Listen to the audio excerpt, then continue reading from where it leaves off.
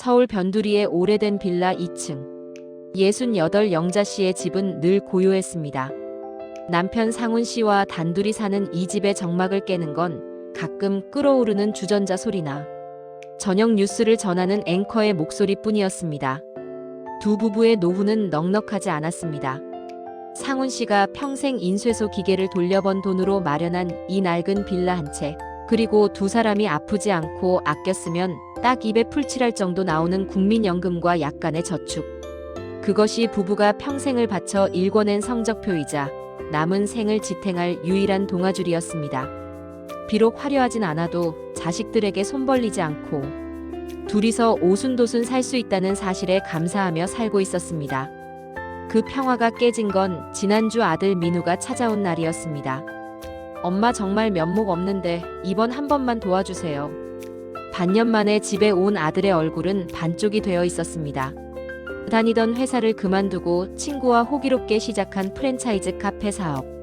처음에는 제법 잘 되는가 싶더니 불경기가 닥치고 근처에 대형 저가 커피점이 들어오면서 매출이 곤두박질 쳤다고 했습니다. 지금 당장 대출금 못 막으면 가게도 넘어가고 신용불량자 돼요. 5천만 원 아니 3천만 원이라도 어떻게 안 될까요? 아들은 차마 고개를 들지 못한 채 기어들어가는 목소리로 말했습니다. 그 3천만 원. 그것은 영자 씨 부부의 생명줄이었습니다. 혹시나 큰 병이라도 걸릴까봐 10년 넘게 먹고 싶은 것, 입고 싶은 것 참아가며 모아둔 비상금이자 장례비였습니다. 남편 상훈 씨는 그 자리에서 불같이 화를 냈습니다. 내가 정신이 있는 놈이냐? 그 돈이 어떤 돈인데 우리 보고 죽으라는 거야? 아들은 죄인처럼 무릎을 꿇고 눈물만 뚝뚝 흘렸습니다. 영자 씨는 그저 가슴이 미어질 뿐 아무 말도 할 수 없었습니다. 아들은 죄송해요. 다시 알아볼게요 라는 힘없는 말을 남기고 쫓기듯 집을 나갔습니다. 그날 밤부터 영자 씨의 집에는 찬바람이 불었습니다. 남편은 끙끙 앓으며 돌아 누웠고 영자 씨는 밤새 통장을 꺼내 들고 어둠 속을 서성였습니다. 눈에 넣어도 아프지 않을 내 새끼. 젖 먹여 키우고 입학식 날 짜장면 사주며 행복해하고 장가갈 때 남들만큼 못해줘서 미안해했던 내 아들. 그 아들이 지금 벼랑 끝에 매달려 엄마 살려줘 하고 손을 내밀고 있었습니다. 그냥 눈 딱 감고 줄까? 나중에 우리가 좀 덜 먹고 덜 쓰면 되지 않을까? 영자 씨의 마음은 하루에도 12번씩 흔들렸습니다. 다음 날 오후 답답한 마음에 영자 씨는 시장으로 향했습니다. 콩나물이라도 다듬으며 잡생각을 없앨 요량이었죠. 시장 어귀에서 낯익은 얼굴을 만났습니다. 고향 친구인 춘자였습니다. 그런데 늘 활기차고 목소리 크던 춘자의 행색이 말이 아니었습니다. 헝클어진 머리에 계절에 맞지 않는 얇은 점퍼. 춘자야, 너 얼굴이 왜 그래? 어디 아파? 영자 씨의 물음에 춘자는 왈칵 눈물부터 쏟았습니다. 영자야, 나 어떡하니? 우리 작은 아들 식당 차려준다고 집 담보 잡혔다가 가게 망하고 집도 경매 넘어가게 생겼어. 영감은 화병으로 누웠고 나는 지금 식당 설거지 다니는데 약값도 못 대겠다. 춘자의 거친 손을 잡고 영자 씨는 아무 말도 할 수 없었습니다. 춘자는 영자 씨의 손을 꽉 쥐며 말했습니다. 영자야, 너는 절대 그러지 마라. 자식 위한다고 다 내주면 나중엔 자식한테 짐만 된다. 내가 짐이 되니까 자식들도 나를 피하더라. 그게 제일 서럽더라. 집으로 돌아오는 길 영자 씨의 발걸음은 납덩이를 매단 듯 무거웠습니다. 춘자의 눈물이 머릿속을 떠나지 않았습니다. 집에 도착해 현관문을 열자 낡은 소파에 힘없이 앉아있는 남편의 등이 보였습니다. 굽은 등, 희끗희끗한 머리칼.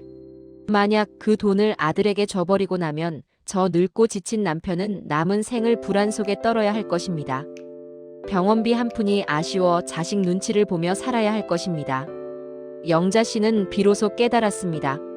지금 아들을 도와주는 건 아들을 살리는 길이 아니라 우리 모두가 함께 물에 빠지는 길이라는 것을요. 그리고 부모가 가난해져서 훗날 아들의 짐이 되는 것이야말로 아들에게 줄 수 있는 가장 큰 고통이라는 것을요. 그날 저녁 영자 씨는 펜을 들었습니다. 꾹꾹 눌러 쓴 편지 한 장. 그리고 아들이 좋아하는 밑반찬 몇 가지를 정성스레 만들었습니다.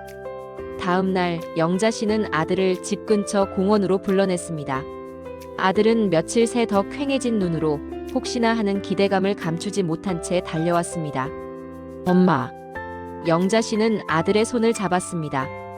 거칠어진 아들의 손바닥이 가슴을 후벼 팠습니다. 그녀는 품에서 준비해온 반찬통과 하얀 봉투 하나를 꺼냈습니다. 아들의 눈이 봉투에 고정되었습니다. 민우야, 이거 받아라. 아들이 떨리는 손으로 봉투를 열었습니다. 하지만 그 안에는 그가 기대했던 수천만 원의 수표가 아니었습니다. 현금 50만 원, 그리고 편지 한 장이 들어 있었습니다. 아들의 눈빛이 흔들렸습니다. 실망과 원망이 뒤섞인 눈빛. 엄마, 이게 뭐예요? 아버지가 안 된대요. 영자 씨는 아들의 눈을 똑바로 바라보며 말했습니다. 목소리가 파르르 떨렸지만 눈빛만은 단호했습니다. 아니, 내가 안 된다고 했다. 엄마가요? 엄마는 저 믿잖아요. 저 정말 이번만 넘기면. 알아. 내 아들 성실한 거 엄마가 알지. 하지만 민우야, 이 돈은 우리 노후다. 내 아버지가 평생 기름밥 먹으며 지켜온 우리 자존심이고 나중에 너한테 짐 되지 않으려고 쥐고 있는 마지막 생명줄이야. 아들은 고개를 숙였습니다. 내가 지금 그 돈을 주면 당장은 내 숨통이 트이겠지. 하지만 만약 일이 잘못되면 그때는 너뿐만 아니라 엄마, 아버지까지 다 무너진다. 그러면 나중에 내가 다시 일어서고 싶어도 병든 부모 부양하느라 발목 잡혀서 영영 못 일어날 수도 있어. 영자 씨는 아들의 손등 위에 자신의 손을 얹었습니다. 민우야, 엄마가 너를 사랑하지 않아서가 아니야. 너를 너무 사랑해서 그래서 거절하는 거야. 내가 벼랑 끝에서 스스로 기어 올라올 수 있다고 믿으니까.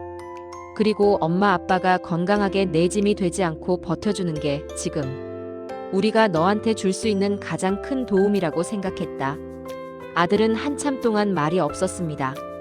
어깨가 들썩이더니 이내 굵은 눈물 방울이 바닥으로 떨어졌습니다.